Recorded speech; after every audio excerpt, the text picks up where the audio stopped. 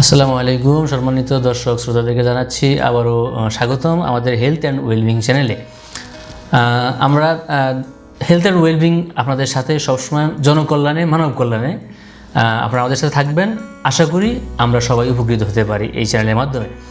So ধারাবাহিকভাবে যে আমরা আলোচনা করে আসতেছিলাম আমাদের পেইন নিয়ে, যেটা আমাদের কোমর ব্যথা, ঘাড় ব্যথা। সো আজকে আমি আপনাদের সাথে আসছি, আমি ডক্টর ফারুকুল ইসলাম, হাঁটু ব্যথা নিয়ে।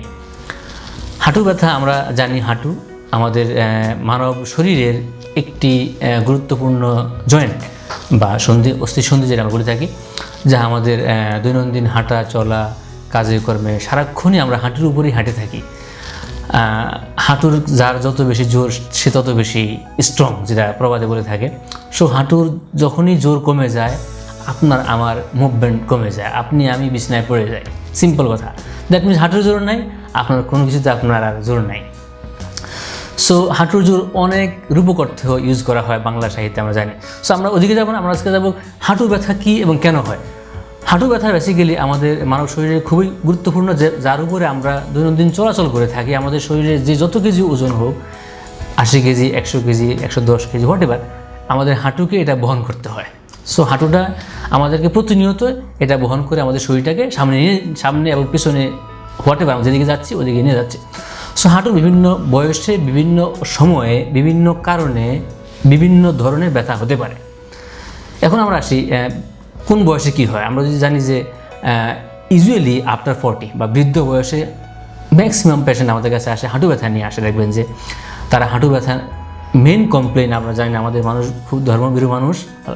সো যে ডাক্তার সাহেব আমি নামাজ পড়তে পারি না, নামাজে ব্যথা লাগে, নামাজে হাঁটু ভেঙে বসা যায় না, অনেকক্ষণ বসে থাকলে হাঁটুর ভিতরে কামড়ায়, সব মানে পেইন, অস্বস্তি লাগে, আমি সিঁড়িতে উঠতে কষ্ট হয়, নিচে নামতে কষ্ট হয়, নিচু টয়লেটে আমি বসতে পারি না। এই কথাগুলো খুব কমন, আমার গত 15-20 বছরের এক্সপিরিয়েন্সে দেখলাম যে কথাগুলো আমাদের। কারণ কি, আমি হাঁটু ভাঁজ করতে পারি না। স্পেশালি আফটার 40-তে মানুষ এই কমপ্লেনগুলো নিয়ে আমাদের কাছে আসে। তখন আমরা দেখি অ্যাসেসমেন্ট করে যে এটাকে আমরা বলে থাকি অস্টিও আর্থারাইটিস। সো আজকে আমরা অস্টিও আর্থারাইটিস নিয়ে কথা বলবো, যদি এখানে অনেক কারণে হাঁটু ব্যথা হয়। সো অস্টিও আর্থারাইটিস কাদের হয়? ইউজুয়ালি বয়স্কদের হয়, আফটার 40 থেকে হোয়াট এভার 60-70। আমরা জানি যে আমাদের বডিতে, শরীরে, মানব শরীরে ক্ষয় 40-এর পরে থেকে শুরু হয়। কারো এই ক্ষয়ের কারণে সমস্যা দেখা যায়, কারো সমস্যা দেখা যায় না।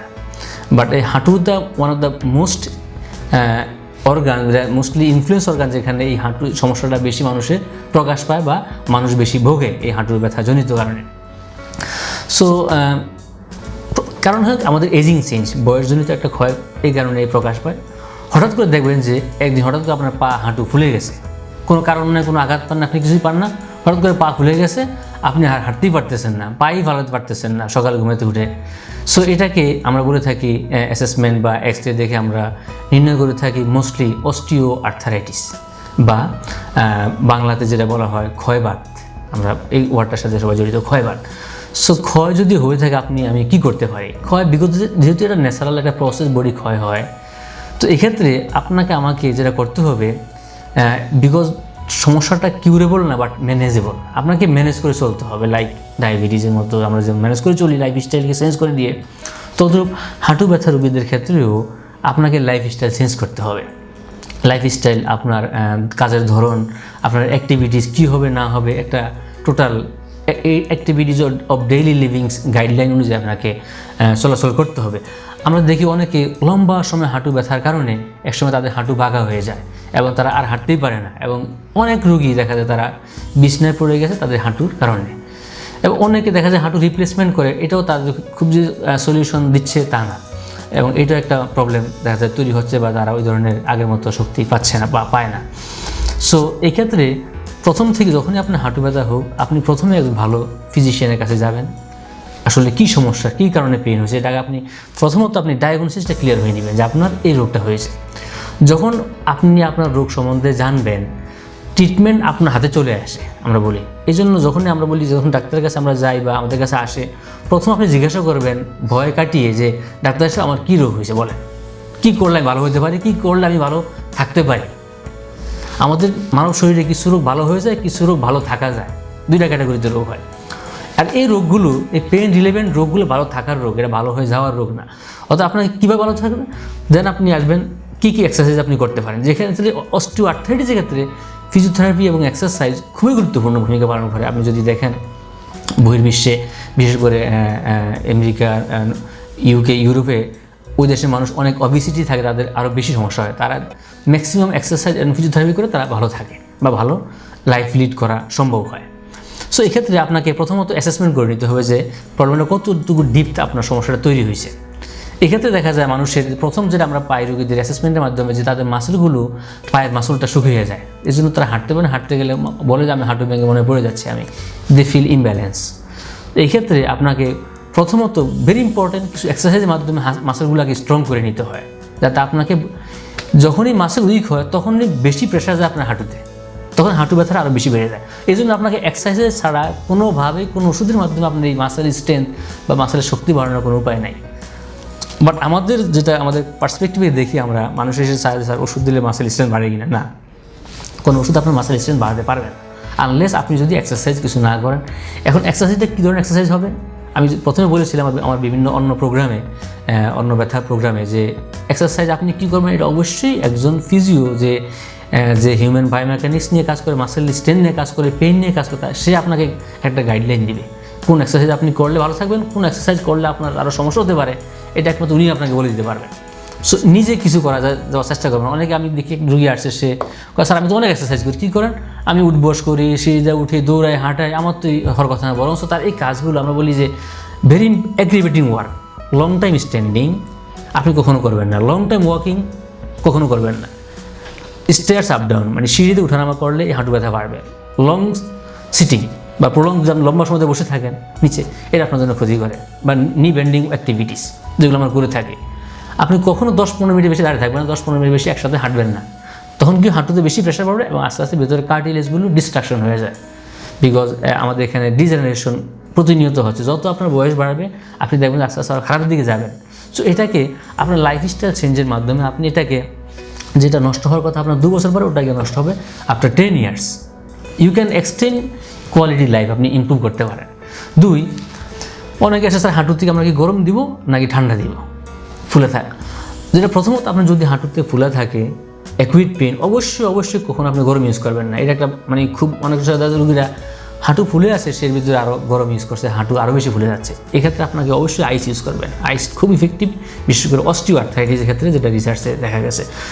যদি আপনার ফুলা না থাকে হাঁটুতে, আপনি আইস বা হিট যে কোনো একটা ইউজ করতে পারেন, এক্ষেত্রে কোনো নিষেধাজ্ঞা বা বিধিনিষেধ নেই। বাট আপনার যখনই হাঁটু ফুলা থাকে, দ্যাট মিনস ভিতরে ইনফ্লামেশন অ্যাক্টিভ, আপনাকে আইস দিয়ে এটাকে কন্ট্রোলে নিয়ে আসতে হবে। সো বা অনেকে দেখা যায় যে স্টেরয়েড বা ইন্ট্রা-আর্টিকুলার ইনজেকশন দিয়ে দেন বা দিচ্ছেন, এটা একটু আমি বলবো এটা ফার্স্ট চয়েসে যাবেন না, এটা হবে আপনার লাস্ট চয়েসে। যখন আপনার ফিজিওথেরাপি, অন্য এক্সারসাইজ, অন্য মেডিকেশন কাজ করতেছেন না, দেন আপনি যাবেন স্টেরয়েডে। আপনি জানেন যে স্টেরয়েড ইনডিউস একটু আমাদের শরীরের জন্য ক্ষতিকর বা একটু ক্ষতি হয়ে থাকে। সেক্ষেত্রে ইনজেকশন আপনারা প্রথম অপশনে যাবেন না বলে আমার এটা অ্যাডভাইস থাকবে। আর ভেরি ইম্পর্ট্যান্ট, আপনার রেগুলার কিছু এক্সারসাইজ আপনার মেনটেন করা হাঁটুর জন্য। কী কী এক্সারসাইজগুলো করবেন, যেটা আমি প্রথমে বলেছিলাম যে একজন ফিজিওটাকে আপনাকে ডিজাইন করে দিবে, আপনি কী কী এক্সারসাইজগুলোর মাধ্যমে আপনার নি জয়েন্টকে আপনি স্ট্রং রাখতে পারেন। দেন আপনার লাইফস্টাইল চেঞ্জ করা, মডিফিকেশন করা।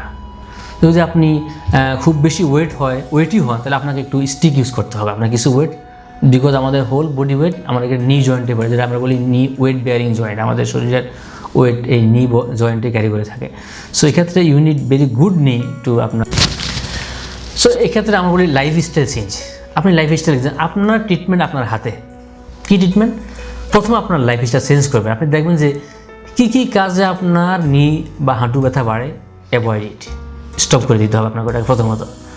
অনেকে বলে থাকে যে আমরা চেয়ারে নামাজ পড়বো, অনেকে অ্যাডভাইসটা দিয়ে থাকে, বাট চেয়ারে কতদিন পড়বেন এটা আপনি অবশ্যই ক্লিয়ার হয়ে নেবেন। লম্বা সময় যদি আপনি চেয়ারে নামাজ পড়েন, আপনি একসময় আর হাঁটু ভাঁজ করতে পারবেন না, বিকজ এটা কোনো ফাংশনাল হচ্ছে না, আস্তে আস্তে একসময় পুরো স্টিফ হয়ে যায়। সো এক্ষেত্রে অবশ্যই আপনি একজন ভালো ফিজিশিয়ানের অ্যাডভাইস নেবেন যে কতদিন আমাকে চেয়ারে নামাজ পড়তে হবে, আমি আবার যেতে পারবো কিনা। অবশ্যই আমার কাছে অনেক রুগী আসে, অনেক সময় আমি দেখি যে তারা অনেক দিন যাবত ওয়ান্স হয়তো তাদের ব্যথা হাঁটুতে ছিল, বাট নামাজ শুরু করছে, চেয়ার আর নিচে যায় নাই, বাট এক্ষেত্রে আরও বেশি ড্যামেজ হয়ে যায়। তো এক্ষেত্রে আপনাকে একটা নির্দিষ্ট সময়ের জন্য আমরা হয়তো স্টপ করে থাকি, বাট নট পারমানেন্টলি, এটা মাথায় রাখবেন। অবশ্যই আপনাকে এটা সম্ভব, নি এক্সারসাইজ এবং বিভিন্ন ধরনের অনেক এক্সারসাইজ ডিজাইন, অনেক manipulation, mobilization, lot of technique একজন ফিজিও জানেন, যেটার মাধ্যমে উনি আপনাকে জয়েন্ট স্পেসটা তৈরি করে দিতে পারেন, যার মাধ্যমে আপনি আবার হাঁটু ভাঁজ করে কাজকর্ম করতে পারেন। আর আপনার শেখানো এক্সারসাইজগুলো সবসময় করা, লম্বা সময় হাঁটা, লম্বা সময় দাঁড়িয়ে থাকা থেকে আপনি বিরত থাকবেন। আর একটা খুবই গুরুত্বপূর্ণ, আপনার ওয়েট, বডি ওয়েটকে যত সম্ভব আপনার নিয়ন্ত্রণে রাখা। ওবেসিটি বলা হয় হাঁটুর জন্য খুবই শত্রু, যে যত বেশি ওবেসিটি তার তত বেশি চান্স আছে হাঁটুতে ব্যথা হওয়ার। এক্ষেত্রে এজন্য আমাদের স্ট্যান্ডার্ড যতটুকু আপনার হাইট ওয়েটের সাথে দরকার এতটুকু আপনি বিএমআই মেনটেন করবেন, যার মাধ্যমে আপনি হাঁটু ব্যথা থেকে রিলিফ থাকতে পারেন।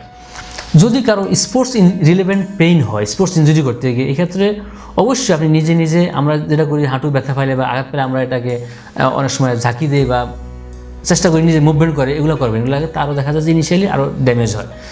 ইনস্ট্যান্ট আপনাকে জাস্ট রেস্টে রেখে এসে সরাসরি ফিজিশিয়ানের কাছে চলে আসবেন, যে আমার কী সমস্যা হচ্ছে, কোনো লিগামেন্ট ইনজুরি হচ্ছে কি না এটা দেখে নেবেন এবং এই অনুযায়ী ট্রিটমেন্ট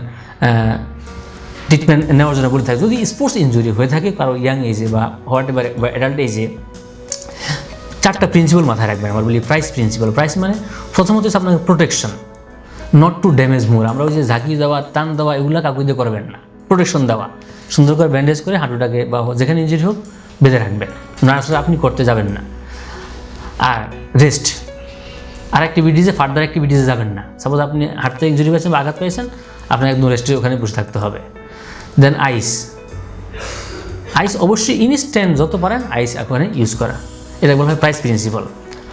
দেন কম্প্রেশন, একটা ব্যান্ডেজ লাগিয়ে দেওয়া, সাথে সাথে একটা ব্যান্ডেজ বা কোনো একটা আপনি হাতের কাছে যেটা পান একটা দিয়ে পেঁচিয়ে দেওয়া, যাতে এটা না ফুলে যায় বেশি। দেন এলিভেশন, আপনার পায়ের অংশটাকে উঁচুতে রাখা। এটা যদি কারো স্পোর্টস বা ইমিডিয়েট ইনজুরি বা আঘাতের ফলে যদি এই ধরনের ব্যথা হয়ে থাকে, এই ক্ষেত্রে এই প্রাইস প্রোটোকলটা আপনারা মাথায় রাখবেন এবং এটা ইনস্ট্যান্ট ফলো করবেন। ফার্দার ড্যামেজ থেকে আপনারা বিরত থাকতে পারবেন। সো আমরা খুবই অ্যাট দ্য এন্ডে আমি যেটা বলবো, হাঁটু নিয়ে কখনো অবহেলা করবেন না, কারণ আমার প্রত্যেকের হাঁটু জীবনের একটি গুরুত্বপূর্ণ অঙ্গ। যখনই এটা সমস্যা তৈরি করে দেখুন যেখানে সমস্যা হচ্ছে, আপনি যথাসম্ভব একজন ভালো ফিজিশিয়ানের কাছে যাবেন, অ্যাসেসমেন্ট করে আপনার প্রবলেমটাকে ফাইন্ড আউট করার চেষ্টা করবেন। সর্বোপরি আপনারা আমাদের চ্যানেলের সাথে থাকার জন্য ধন্যবাদ, এবং হেলথ অ্যান্ড ওয়েলবিং চ্যানেলের পক্ষ থেকে আপনাদেরকে আবারও জানাচ্ছি অভিনন্দন যে আপনারা আমাদের সাথে আছেন। আমাদের চ্যানেলটাকে লাইক বা শেয়ার করুন এবং আরও যাতে মানুষের বেশি বেশি উপকৃত হতে পারে। ধন্যবাদ সবাইকে।